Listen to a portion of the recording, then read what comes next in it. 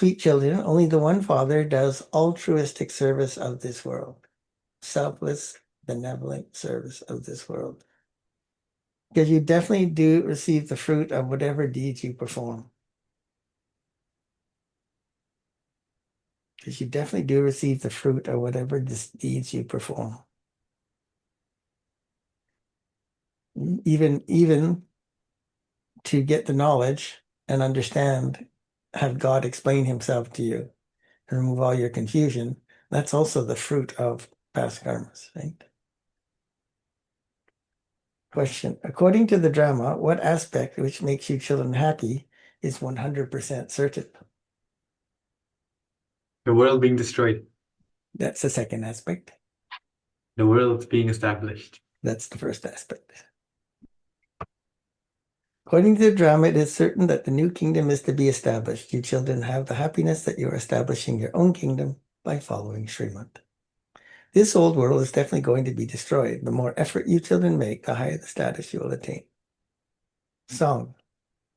Having found you, we have found the whole world. The earth, the sky, everything belongs to us. Om Shanti. But if you children say, Baba also says the same things. Children say, Baba, having found you, we become the masters of heaven. Woohoo! The Father also says, children, man man above. And then he says, we become the masters of heaven, and man man above, he says, it means the same thing. And he's being a little looser about the definition of man man above. People ask you, Brahma Kumars and Kumaris, what you receive by going to this spiritual gathering. So you Brahma Kumars and Kumaris say, we are becoming masters of the world through Bapdada. No one else can become a master of the world. Lakshmi and Narayan were the masters of the world. Shiv Baba cannot be the master of the world. Never plays that part. You children become the masters of the world. Your father does not become the master of the world. There is no one else who does such altruistic service. He's not going to rule there. He's not going to experience it, but he's the one who creates it for us. Everyone definitely receives the fruit of whatever service they do. So obviously, what does that look like from our vantage point? If we're supposed to become Bapsaman, you got to remove the sanskar of taking benefit from what you do. Not so easy. And to remove the sanskar of taking benefit, you can only do that when you feel in yourself all the attainments that Baba has in him has to get filled in you. Until it's full, you're going to still take from whatever service you do.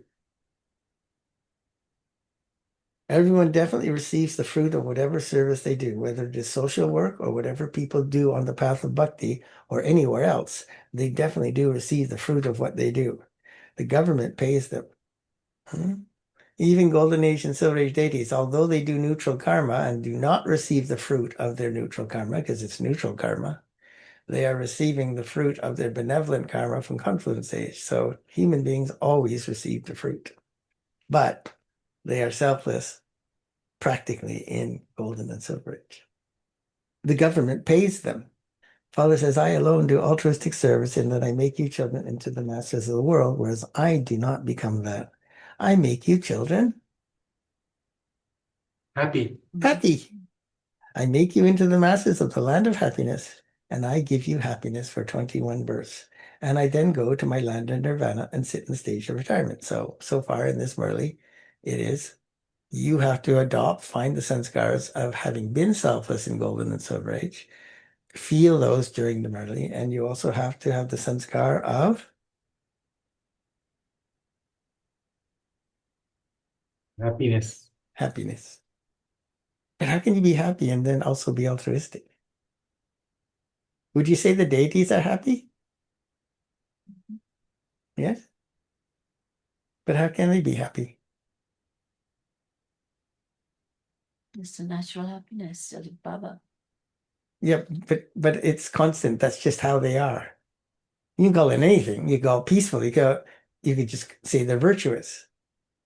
You could say they're loving, but if there's no contrast, if there's no difference, then they're just that. So they don't have a word called happiness in Golden Age. Only we consider them to be happy. So cheerful. Yeah, even there won't be a word in Golden Age for cheerful. None of those names for virtues will exist because everybody is virtuous. So this is the tricky part about spinning the cycle.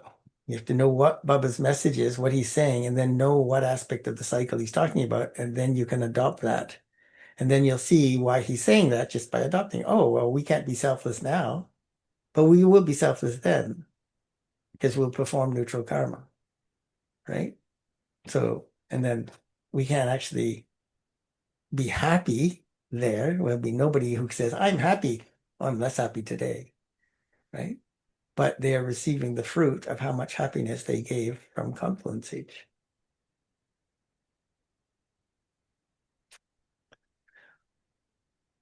Whether it's social work or whatever people do on the path of bhakti or anywhere else, they definitely do receive the fruit of what they do. The government pays them. Father says, I alone do altruistic service, and that I make you children into the masters of the world, whereas I don't become that. I make you children happy. I make you into the masters of the land of happiness and give you happiness for 21 births. And then I go to my land of nirvana and sit in the stage of retirement. So that line is only relevant to people in the confluence age who are not fully happy. If somebody was fully happy in the confluence age, there would be no difference in their feeling, Baba having said that, right? They're already happy, right? And seeing as it's a Murli about selfless altruism, selflessness, they wouldn't even have the thought, oh, this is a hard one for you because you guys are working on this. They wouldn't even have the thought, oh, Baba made me so happy. This is why I try to explain to you, there is no crying that isn't ultimately connected with sorrow. And so even tears of happiness are still connected with knowing emptiness, right? So the final stage looks like I'm just soul conscious, I'm just pure. Not even I am happy. That's pre-karmati, that's pre-stage of perfection. The incorporeal world is said to be retirement. People go into retirement. They give everything to their children and they go to spiritual gatherings. They adopt gurus in order to be shown the path to liberation. You children now know that no human being can show anyone the path to mukti or even mukti. They cannot grant salvation to anyone. They cannot even give that to themselves. If they could give themselves salvation, they could then also Give it to others. give it to others. So only Baba can do that. The Father comes from the Supreme Region. He is a resident of that place. You children are also residents of that place. You have to play your parts on this field of action. Baba has to come here once, just for you children. Since heaven is being established, hell definitely has to be destroyed. You now know that Shiv Baba is establishing the original eternal deity Dharma through Brahma. You children know that you are once again changing from humans into deities. It is in your intellects that every 5,000 years you come and become the children of Shiv Baba through Brahma in order to receive your inheritance.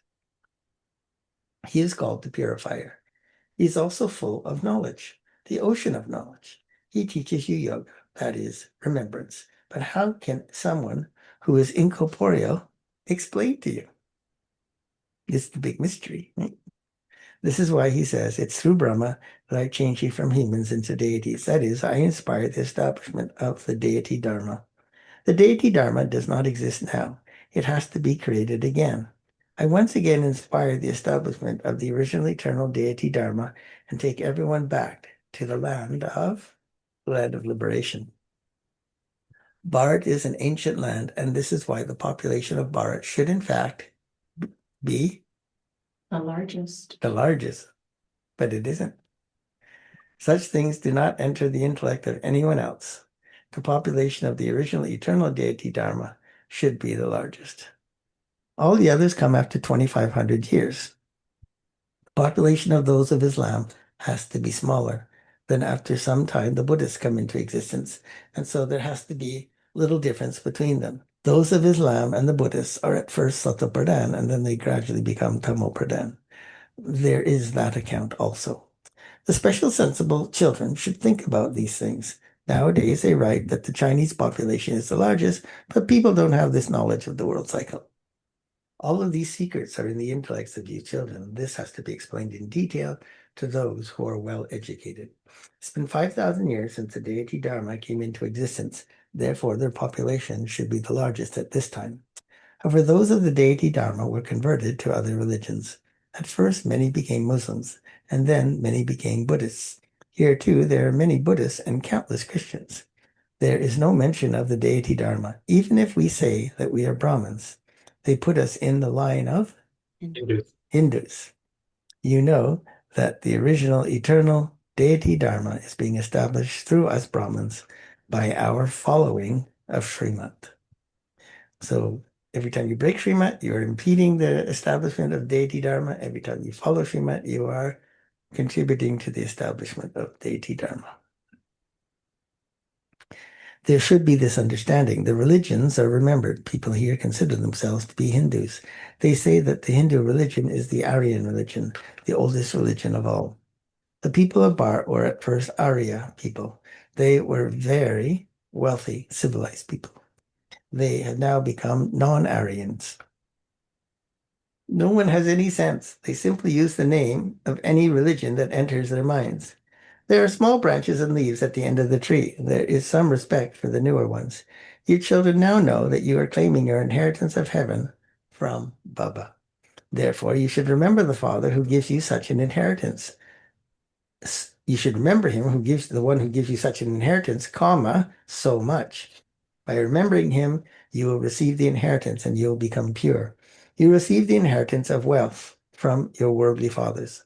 Along with those, you also receive inheritances to become impure. One is your worldly father, and the other is the father from beyond this world. And this one is the subtle father in between. This one in between is connected to both sides. Shiv Baba does not have any difficulty.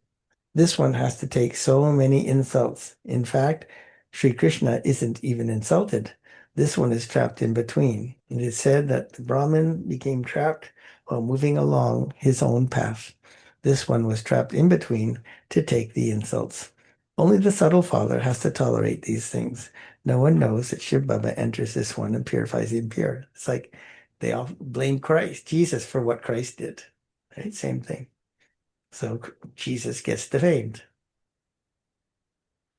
It's because of remaining pure that some are beaten. I mean, if you think about all these prophet souls, it's not possible for anyone not to have abandonment issues because the avatar soul would have left them at some point, and that source of power and purity would be no more in them. How they're body conscious, so how do they not feel that as a loss?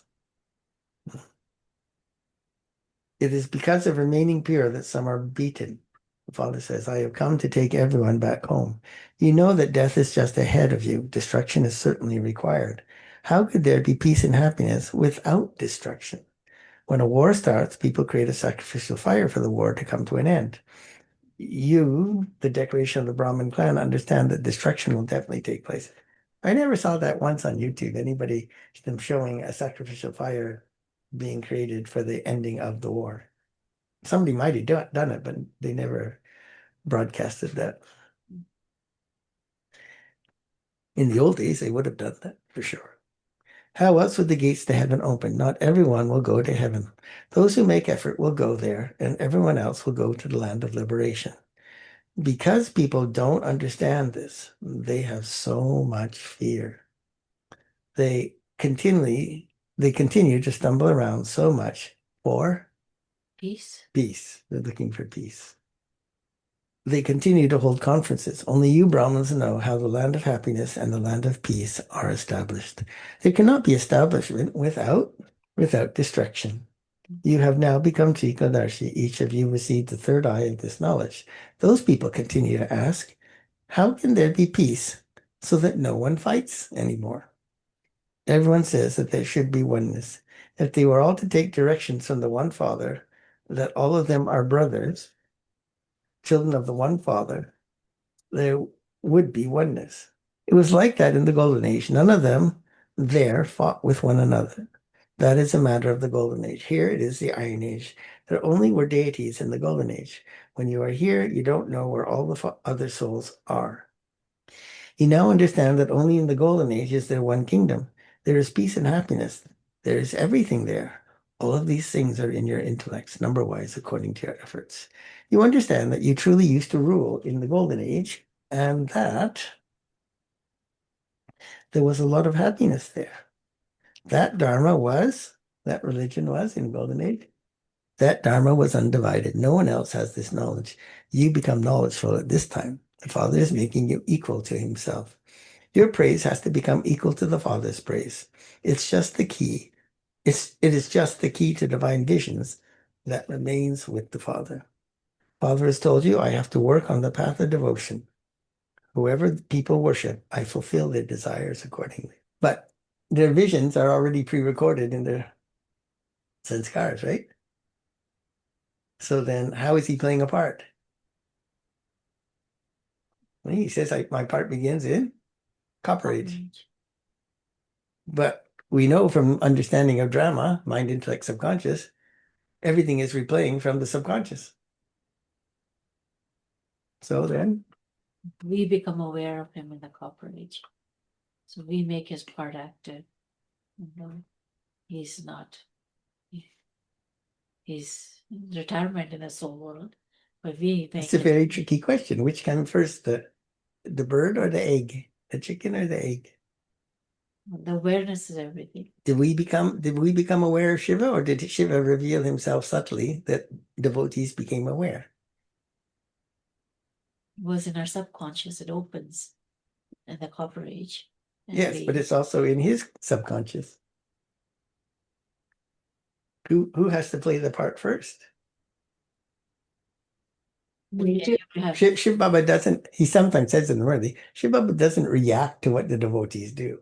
You see other Murlis where he says, I don't do that. I don't fulfill your desires. But then today he's saying, I do fulfill those desires. My part begins in the Copper Age. So you have to obviously have the correct understanding to be able to understand both sides of this coin. But his mind intellect is also merged, right? And then and the soul world in the Copper Age. He has to wake up the moment the Silver Age souls reach 8 degrees. But then how can he remain in the soul world and be awake? Hmm? How can he be in the soul world and be awake at the same time? That's why he has a different part than us. There's no subtle region. He does not incarnate. So the awareness of him, he has to first exist before devotees can have an awareness of him. In the Copper Age in Bharat, where we'll be, nobody's going to notice a Shiv Baba anywhere. They'll just become aware. But for them to become aware, he has to awaken and play his part. Understand? And give visions. Visions are not given, even though he's saying it. It's a context. You have to understand that, right? They're given, but it's according to drama that they're given. So he can't not give them because it's in their sanskars, their part to have them. He's just playing his part detached. And part of his part is he has to give visions. Right? It's very subtle to understand how he works. So if a devotee, like if a devotee does devotion, since he's had the sanskar of having a vision before, that sanskar is inside, so having awareness of God and doing devotion is activating that vision? Well, not one deity has a vision right off the bat when Silver Age gets destroyed. They start doing puja and building temples, blah, blah, blah, blah, blah. And that intense devotional actions, penance, renunciation, is why they're allowed to have a vision. So what triggers the vision is their intensity of their desire. even though they don't have the right knowledge. So that tells you that's an aspect of Raj Yoga, right? Mhm. Where did they learn that? How do you have an experience of God? Through your intense dedication to doing tapasya, which includes seva. Those 4 subjects is tapasya. And doing it intensely is why you'll have a yoga experience. So everybody's number-wise in having yoga because of their intensity, tapasya, renunciation. The more renunciation, more tapasya, more visions you're going to have. Even though all of you do tapasya, not everybody's doing tapasya like that. Most people are just doing remembrance. It's not really tapasya, truly speaking. The part of divine visions also continues here. It is said that Arjuna had a vision of destruction. Destruction definitely has to take place. The establishment of the land of Vishnu also definitely has to take place. The father's explaining exactly as he did in the previous cycle. Baba is changing us from humans into deities. When we become deities, the devilish world will definitely be destroyed. There will be cries of distress in all directions. The intellect can understand that there will be natural calamities. There will also be torrential rainfall. Only when all of this is destroyed will the golden age be established. The earth will then receive Fertilizer? the fertilizer of the 5 elements. Look how much fertilizer the earth receives. Of course, it's impure fertilizer, but it will eventually become pure. The father says everyone will be sacrificed into the sacrificial fire of Rudra. Look how the sacrificial fire of the knowledge of Rudras are created on the path of bhakti. They make a Shivlingam of Shiv Baba and small saligrams and worship them, and then they destroy them.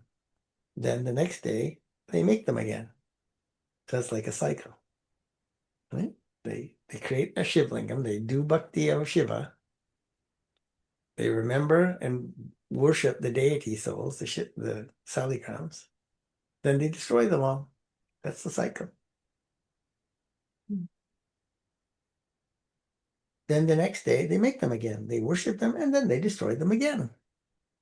They do the same to those idols who had done service with Shiv Baba. People also make an effigy of Ravan every year, and they burn it. An effigy of an enemy is usually only made once or twice, and then it is burnt. It isn't that they have a system of burning it every year. They remove all their anger only once. However, they burn Ravan every year, so no one understands the meaning of that. Then they even say that Ravan abducted Sita. They don't understand the meaning of anything. What would people abroad understand from all of this? Nothing. Day by day, they make a bigger and bigger effigy of Ravan because Ravan causes a lot of sorrow. So that's why they make him bigger, more and more sorrow, which is also an indication that clearly the burden of sorrow, the sinful account of sorrow, is not being destroyed. It's only accumulating. You're now conquering Ravan. He will not exist in the golden age. The suffering of karma, illnesses, etc., are all due to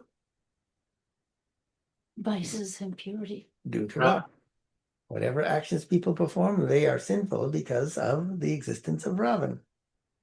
This play, which is created, is of happiness and sorrow. No one knows about this history and geography. So why is it hell versus heaven? Because all the human beings became impure. And even though God's part begins in the Copper Age, there are way more impure human beings, and no one is applying Srimad or following Srimad. So this is why he'll say in the second half, Ravan is greater than Shiva. How did Lakshmi Narayan receive that kingdom? No one knows this. You little children explain. Lakshmi Narayan used to rule in the Golden Age. They studied Raj Yoga at the Confluence Age and they attained that status. Young Brahma Kumari should go and explain to Birla, the wealthy industrialist, how they, Lakshmi Narayan, attained their kingdom. It is now the Iron Age. This cannot be called the Golden Age. There is no kingdom at present. The crowns of the kings have all been removed. There are just 4 religious scriptures. Through the religious scripture of the Gita, 3 dharmas are established at the same time. What are the 3 dharmas? Brahmins. That's only one. Brahmins, deity, and warrior. Okay. Boy, that took a while. 3 dharmas are established at this time, not in the Golden Age. It isn't that Lakshmi and Narayan or Ram established a dharma. These dharmas are being established now. Then there will be the Islamic, Buddhist, Christian dharmas. Christians just have one religious scripture, the Bible. That is all. Then growth takes place later. The deity dharma is the ancient and original dharma. The deity dharma is now being established once again. You understand the significance of the drama very well. You also have happiness. Now back to the original topic of the Murli, happiness. Since you are 100% certain that you are once again establishing your fortune of the kingdom, there is no question of battling in this. You do it with joy. You do it out of duty. You do it responsibility. You do it because God has asked you to play this part. It's your fortune. A kingdom is being established. This is certain. Yeah, but when you're body conscious and obstacles come, tests come, you lose your faith. And then you say, I'm all alone. And then you say, oh, it's just so difficult. And then you say, oh, I don't want to do this anymore. A kingdom is being established. This is certain. It is as certain as death and change. Everything else is under those 2 headings. Know that you are claiming your fortune of the kingdom once again. You claim your inheritance from the Father every cycle. The more effort you make, the higher the status you claim. Acha. To you, sweetest beloved, long lost and now found children, love, remembrance, say good morning from the mother, the father, Baptara. The spiritual father says namaste to you, spiritual children. And The spiritual children say namaste to the spiritual father. you have to do the beginning, middle, and end. So what is beginning, middle, and end? Beginning's birth, end is Death. everything in between Change. is change. Essence for Dharma. Number 1, imbibe the Father's praise for yourself and become as praiseworthy as the Father.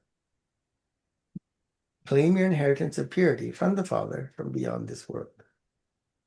Only by becoming pure will you receive your inheritance of heaven. That's the effort. That is the contract. You want the inheritance, you got to become pure. 2, follow Srimat and establish the original eternal deity Dharma with your own body, mind, and wealth. Ouch. Blessing. May you become equal, complete, and perfect by merging the ashes of your old sanskars. So first you have to burn them to turn them into ashes. Merge the ashes of your old sanskars into the ocean of your complete and perfect stage.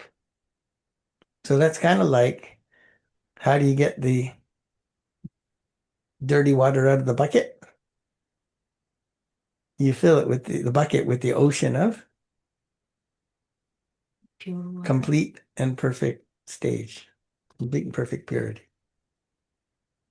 The impurity, the impure water, the impurity has to go away, cannot stay.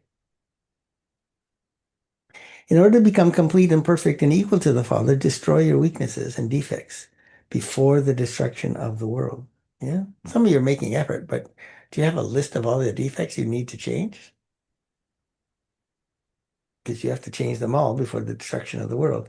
Make yourself so bright that no name or trace of any confusion remains. When you take a new birth, everything of your previous life is forgotten. In the same way, burn your old things and sanskars and merge those ashes into the ocean of your complete and perfect states. So what do? We surrender it into the yagya. You burn it. You surrender it into the yagya, and then God uses it, and you get fortune that pays it forward, because you can't take any of those things out of confluence age. They're all going to get destroyed. You will then be said to be equal, complete, and perfect. Slogan. Learn the magic of merging any expansion into Essence. Hmm? Into its essence. into its essence, and you will then become,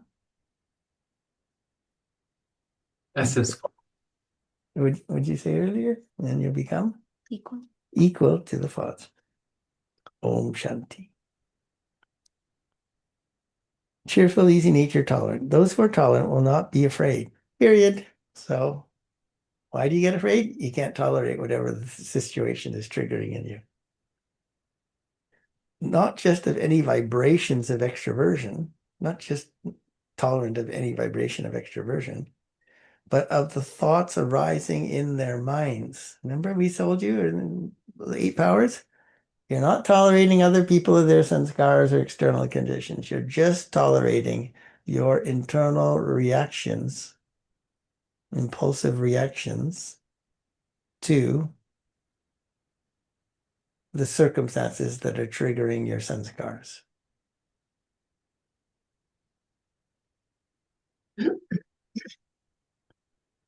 But of the thoughts arising in their minds. With their tolerance, they will face everything. You have to face everything. You can't get Brahmins to face things. How do you know you can't get Brahmins to face things? They don't tell the truth, the full truth. What allows you to tell the full truth? Power to face. Power to face the truth, then you can speak the truth.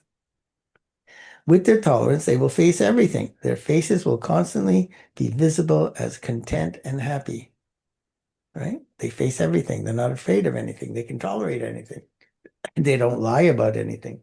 They don't hide it, suppress it, deny it. They're not afraid. So he said, those who are tolerant will not be afraid. Their eyes and their mannerisms will never be seen to be discontent. Because they are jewels of contentment, they remain constantly content. That's a very deep blessing. Mhm. Om Shanti.